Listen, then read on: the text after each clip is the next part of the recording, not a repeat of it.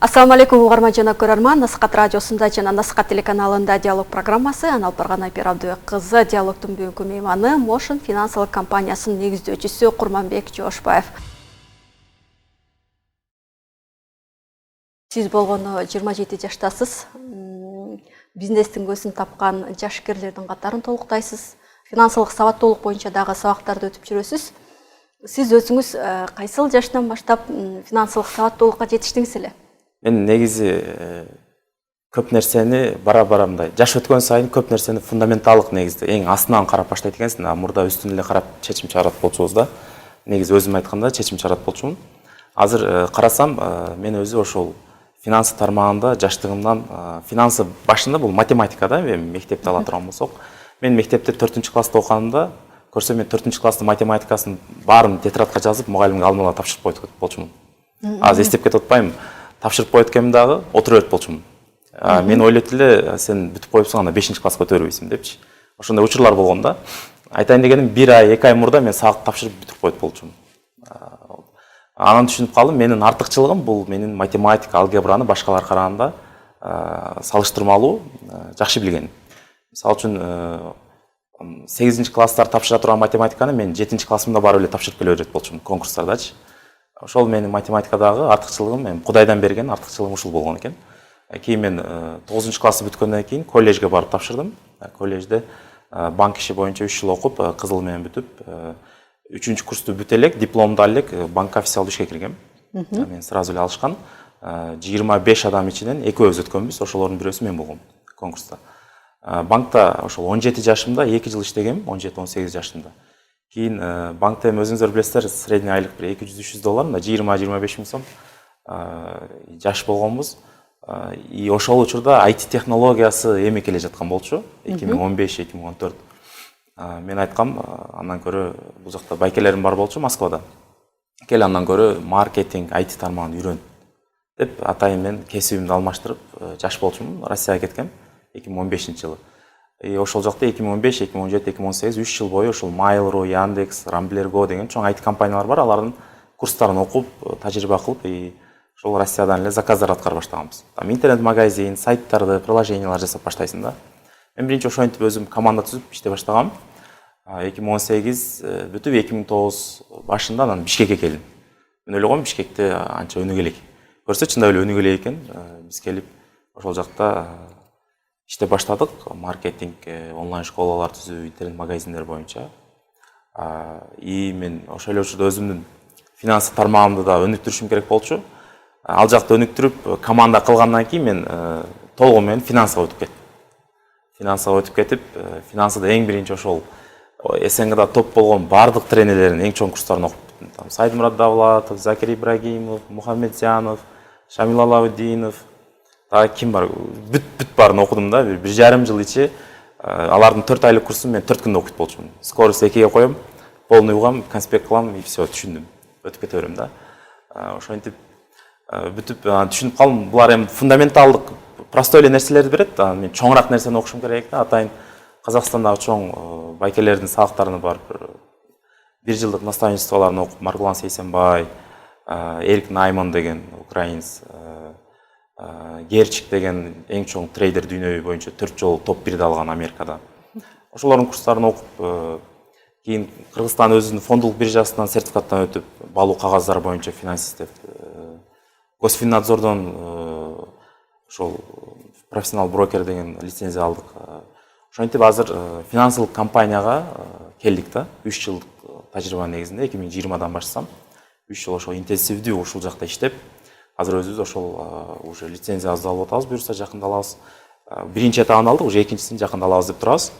Адамдарга ошол финансылык рынокто кантип иштеш керек, жана ал жакта баалуу кагаздарды ошол эле бизде Манас аэропортунун акциялары бар фондулук биржада, Кыргыз алтын, Кыргыз нефть, Металлобаза деген ушул чоң-чоң компаниялардын акциялары сатылат, бирок кыргыздар аны билбейт да. Билбей жалганчыларга эле акчасын бере берет, бирок реальный компанияларды кантип сатып алышты билбейт. Биз ошолор боюнча лицензия алып атсак, буюрса алсак, биз ошолорду элдерге окутуп и аларды алганга өзүбүз ортомчу болуп бере алабыз да, себеби бизде уже укук болот.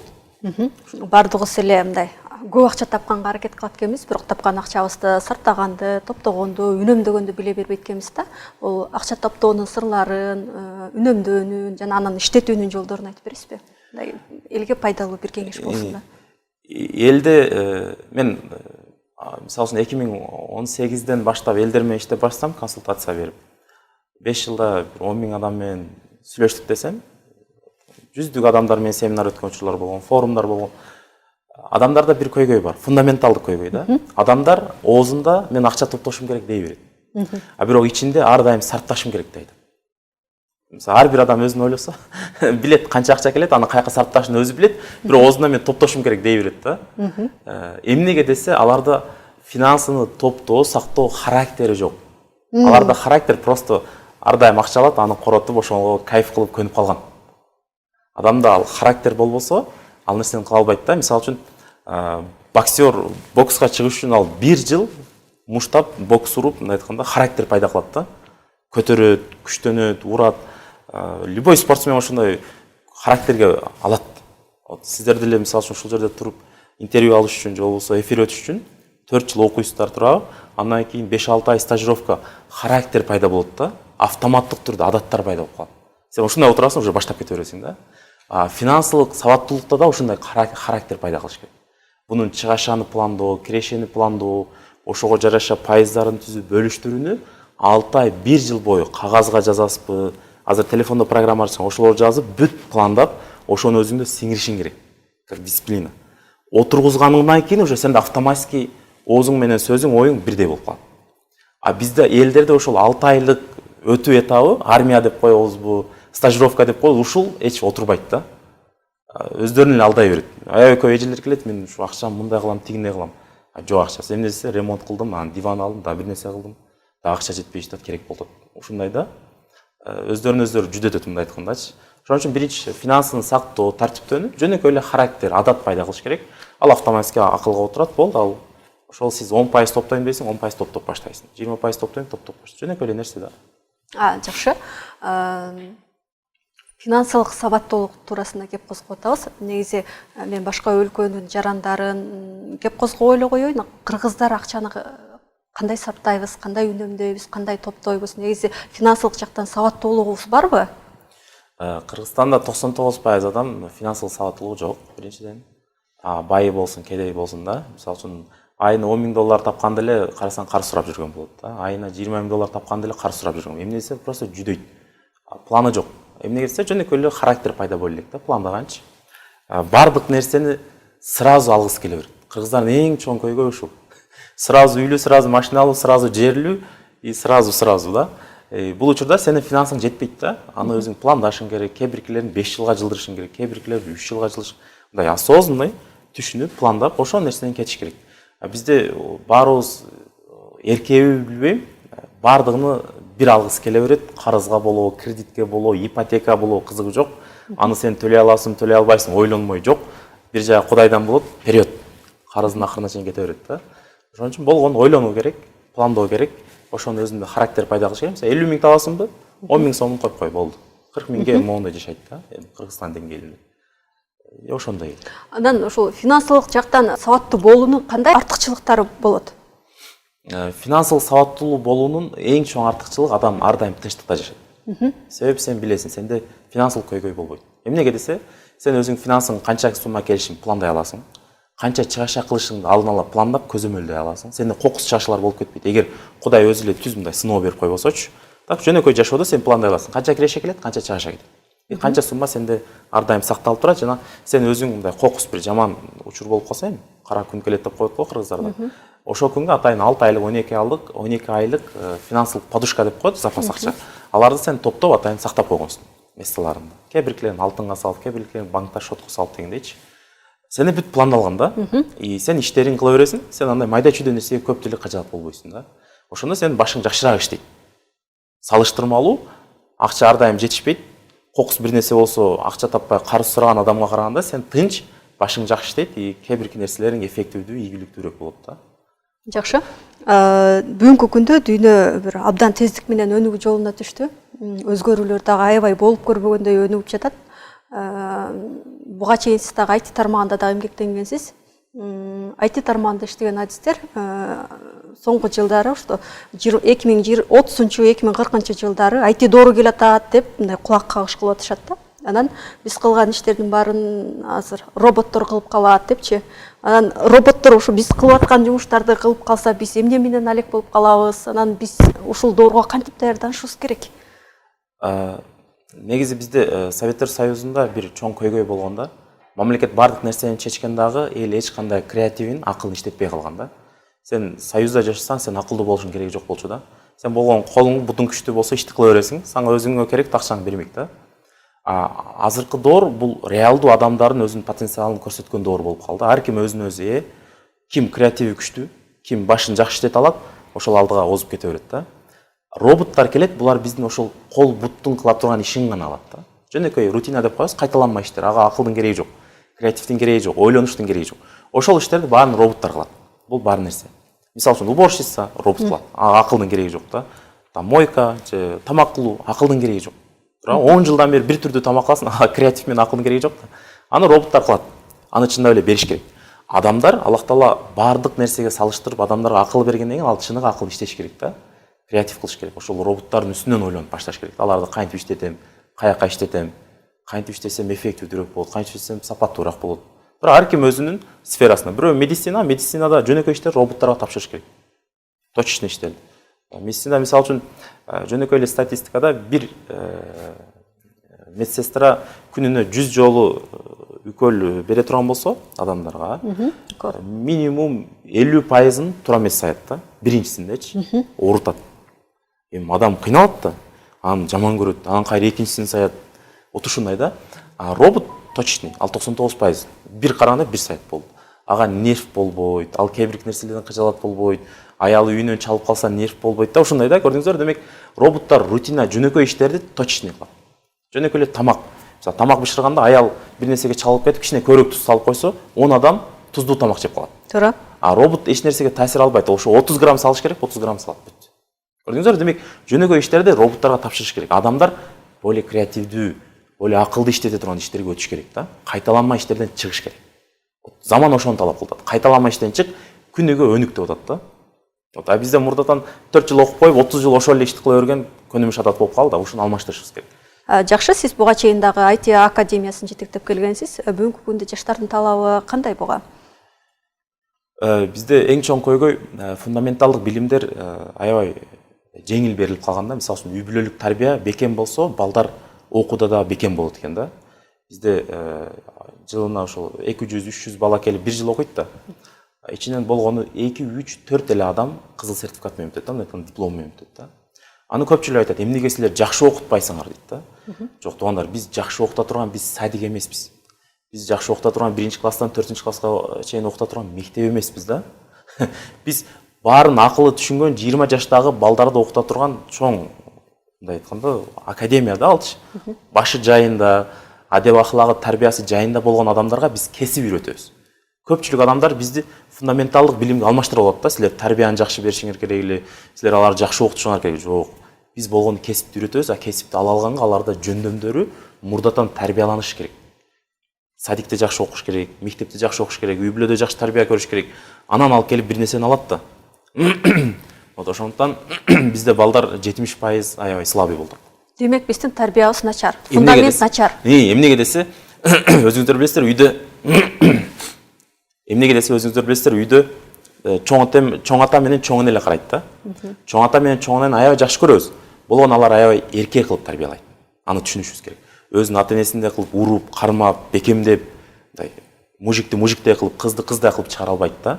Аны түшүнүш керек. Алар ар дайым өзүнүн неберелерин жакшы көрөт. Ата энеси алыста болгон үчүн аларга колдон келишинче жумшак мамиле кылганга аракет кылат да. Жумшак мамиле адамды бузат.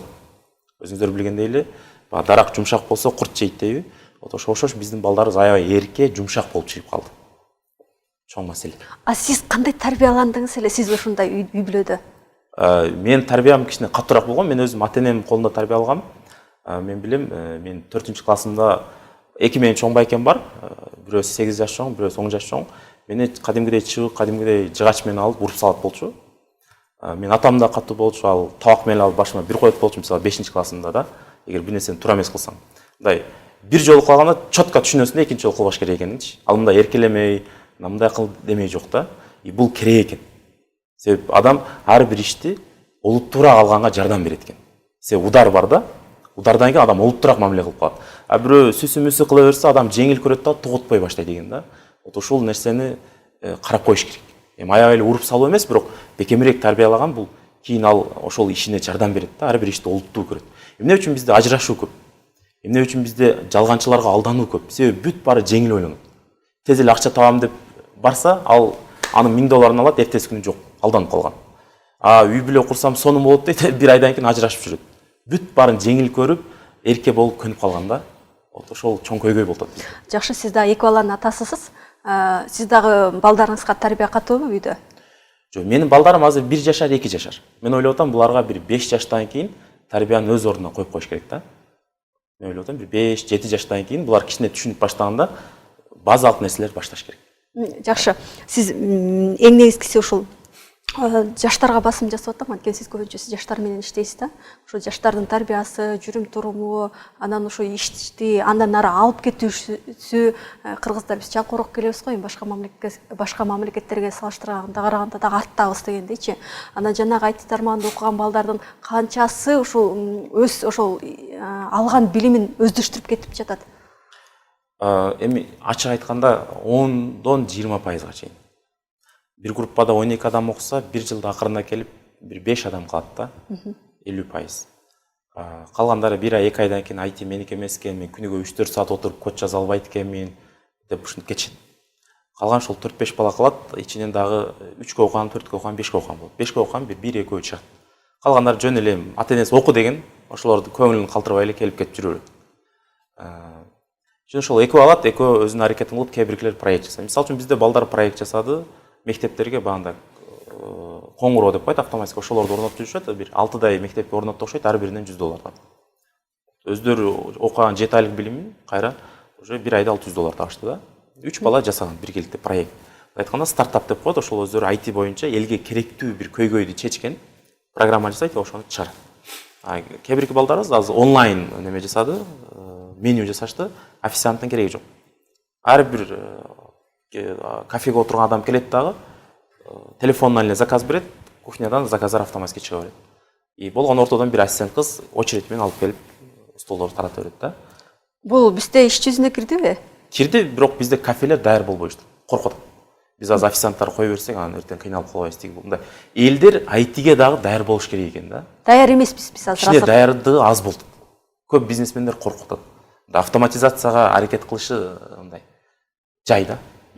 Мен ушул жерден да аябай кызыгып атам да. Сиз эми чет жакта чыгып жүргөн адамсыз. Анан ушу чет жактагы IT тармагындагы кандай аябай жакшы өнүктү эле. Анан бүгүнкү күндө жанагы робот ушундай приложение жазып атышат, дагы башка тармактарга ачылып атат да. Ушуну колдонгондор көппү аябай? Мисалы үчүн биз Малайзияда 1 жыл жашадык. Малайзияда кухняда официанттар жок, 2 робот алып келет. Роботтардын өзүнүн линиялары бар. Бул жактан ресторандан тамакты берет, ошо линия менен келип сенин столуңдун астына келип дагы турат, сен аласың, алып кетет. Кнопканы басасың, кетет. Заказдар автоматически болот. Мисалы үчүн сен отурасың, заказ телефондон эле бересиң, заказ очередь менен түшөт кухнядан.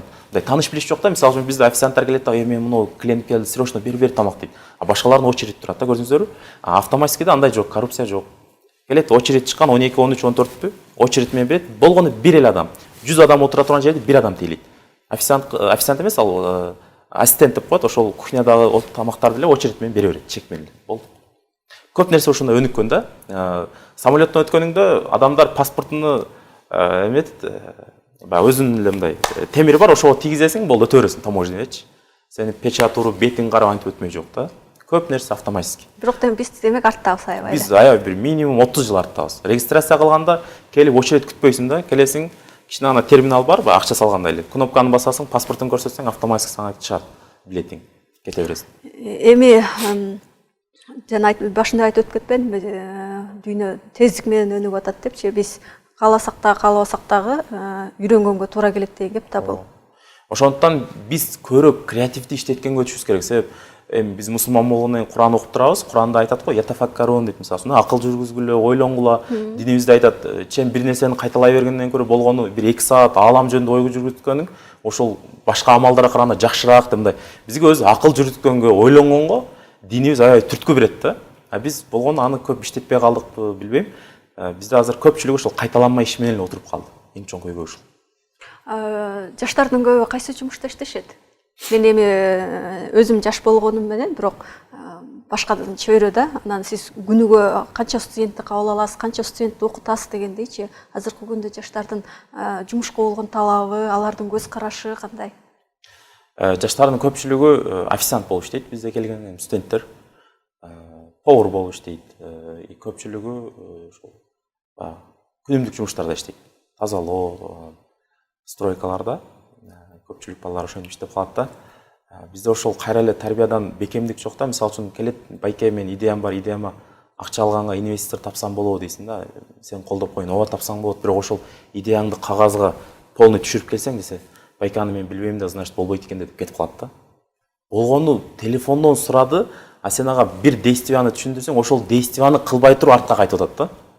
Ойлонуп көрсөңөр, башкалар жүздөгөн жолу попытка кылат да. Мисалы үчүн болгону ушул светти чыгарыш үчүн Томас Эдисон 10 000 жолу кайталаган да, 10 000 жолу. Кыргыздар болгон бир действияны кылгандан эринип, болбойт экен деп артка кетип калат да. Мен карап отуруп айтам, бул анчалык болсо билбейм эртең кандай болуп калат. Ошондо жаңы келечек жаштарга таандык деп көкүрөк каккылап айтканыбыз менен, жаштарыбыздын көпчүлүгү күнүмдүк эле жумуштар менен алек болот экен да. Мындай бир орчундуу бир ачылыштарды кылайын деген эмеге багыт алып. Ошол бизде экинчиден биз мамлекеттик деңгээлде жаштардын доору дейбизби, жаштардын ааламы дейбизби билбейм, ушул жаштарга багыттап бир проекттер чыгарбасак болбой калды да. Биз только техникага гана басым жасап атабыз да. Өзү бул ааламда эң баалуу адам бул адам. Адам эң баалуу да. Калган жолдор, троллейбустар, автобустар, отургучтар, кабинеттер, зданиялар булар эч нерсе эмес да. Бизде азыр баардыгыбыз кабинетти, стол стулдарды оңдоп калдык да, мамлекеттен баштап жөнөкөй элге чейинчи. Бирок жаштарга болгон бир проектти да кылсак, аябай сонун болмок да. Себеби бул жашоодо эң баалуу өзү адам да. Адамды биз ордуна коюп койсок, адам полный өзү кылат да. Мен ошону карап айтып атам да, ошон үчүн биз көбүрөөк адамдарга басым жасасак жакшы болмок депчи. Мен бул суроону берип атканымдын себеби, азыр жаштардын көбү эле кымбат телефондорду көтөрүп жүрүшүп атпайбы? Анан мен ушундай бир жакшы жерлерде иштешет болуп атпайбы? Ошол максатта берип атам да. Анан дагы сиз жаңы эле Motion финансылык компания деп айттыңыз. IT академиясы эмне болду ошондо? IT академиясы буюрса биз коллежге деп лицензия тапшырып атабыз. Кадимгидей бизде 3 жыл окуталы деп, дагы чоң айтып алды деп. IT академиясы өзүнчө багытта кетип атат. Биз экинчи багытыбызды ачабыз деп мындан 2 жыл мурда пландаганбыз финансылык багытта. Ошол финансылык багытты ачып, мен азыр ошол жака багыт алдым. Менин партнерлорум ошол IT жакта багыт алат. Бирок баарыбыз бир компаниябыз, бир брендтебиз, бир аттабыз да. Эми бул компания эмне иш кылат финансылык? Бул компаниянын максаты бизде айтып атпайбыз 99% эл, там жөнөкөй элден баштап байга чейин көпчүлүк ошол финансылык сабаттуулугу алсыз. Статистика көрсөтүп турат, Google'га эле жазсаңыздар, Кыргызстандан жылына 5 миллион доллардан 20 миллион долларга чейин пирамидалык компаниялар алдап кетет. Мен жөнөкөй бир компания айткан жокмун, товарды алдап саткан, тиги бул жок. Пирамидалык компания, кадимгидей колго бересиң, эртеси күн жок. Демек жөнөкөй адамдар ошолорго ишенип атат, демек бизде алсыз да. Мен айттым, ошол 20 миллион долларды Кыргызстанда фондулук биржа деп коет. Ошол эң инвестицияны баардыгын официалдуу кылып мамлекеттин ортосунда кара берген фондулук биржа. Бишкектин центринде турат. Биз айтабыз, ошол акчаларды ошол жака салсак, элди үйрөтүпчү, ошолор официальный компанияларга салганга жардам берет. Кыргызстанда чоң-чоң компаниялар бар. Мисалы үчүн жөнөкөй эле Манас аэропорт 2020-жылы 1 штук акциясы 200 сом болчу. Азыр 1 штук акциясы 900 сом. Элестетип көрүңүз, канча пайыз рост. Ошол кыргыз 1000 долларын бир мошенникке алданып бергенден көрө ошого бергенде азыр 4000 доллар болмок. Элестетип көрөлү, жөнөкөй нерсе. Бирок буну бирөө үйрөтүш керек болду. Бизде экономисттер толтура, бирок элди ушул жөнөкөй нерсени алгоритм менен үйрөтпөй жатканы көйгөй. Ошого мен айттым, давай ушуну биз алалы дагы, биз официальный компанияны түзөлү, лицензиясын алалы, элге чыгып түшүндүрүп ушул жака салалы. Эл ар кимге алданбасын. Күнүгө жазат, бирөө 30 000 фунт стерлингин бир украинска которуп бериптир. Мен айтам, ал сен бир тууганыңбы десем, жок, мага 1 саат чалып консультация берди, мен ишенип которуп бериптим. Кыргыздан ол жөнөкөй ойлугун карап койгула. Англияда 5 ай иштеп келип, акчасын bir күндө bir украинска которуп берген. Просто перевод. Мен айттым, ал bir шотко салдым, жок, перевод кылдым. Bir эне баласын 17 000 долларын Россияда иштеген. Bir орусқа, Россияда орусқа которуп бериптир. Эне неге котордуңуз десем, балам келгиче ошону көтөрүп 30 000 доллар кылып коеюн дедим эле дейт. Эне аны кантип котордуң десем, ошол паспорттун атынан котордум дейт.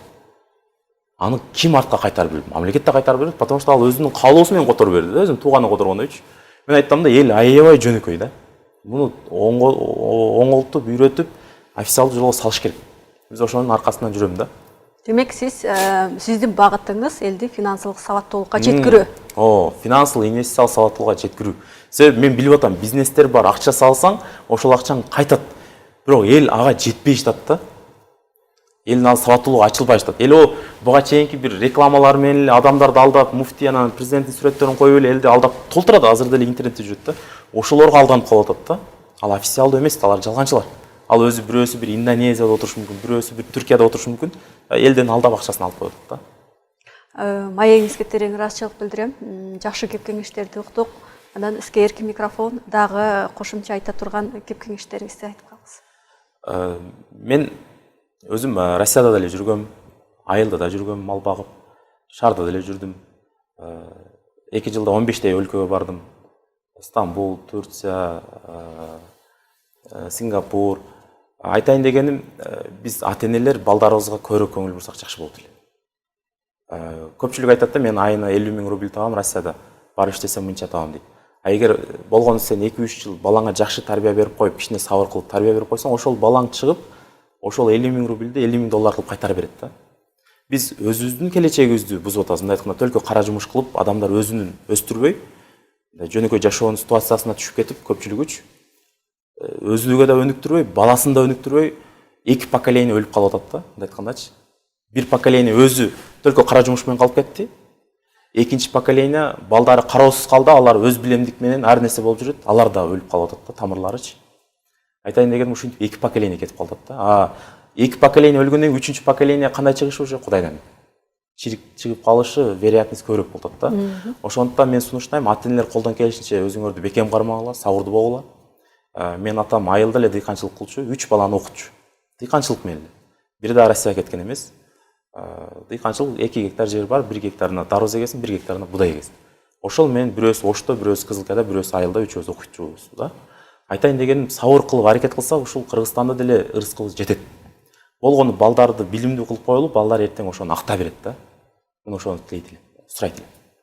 Маегиңизге терең ыраазычылык билдиребиз. Кадырман угарман жана көрөрман, диалогдун бүгүнкү мейманы Motion финансылык компаниясынын негиздөөчүсү Курманбек Жогошбаевдин маегин уктуңуздар. Кийинки эфир аркылуу амандашканча, ассаламу алейкум рахматуллахи ва баракатух.